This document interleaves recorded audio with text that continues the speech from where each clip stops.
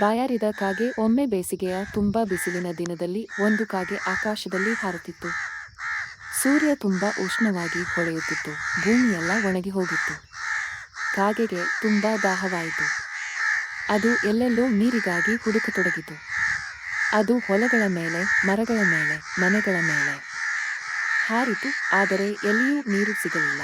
ಅದು ದಣಿದು ಹೋಗಿತ್ತು, ಆದರೆ ನಿರಾಶೆಯಾಗಲಿಲ್ಲ. ಎಲ್ಲಾದರೂ ನೀರು ಇರಬೇಕು ಎಂದು ಕಾಗೆ ಯೋಚಿಸಿತು. ಕೊನೆಗೆ ಅದು ಒಂದು ಕುಂಭವನ್ನು, ಮಡಕೆ, ಒಂದು ಮರದ ಕೆಳಗೆ ಕಂಡಿತು. ಅದು ತಕ್ಷಣ ಕೆಳಗೆ ಹಾರಿತು ಮತ್ತು ಒಳಗೆ ನೋಡಿತು.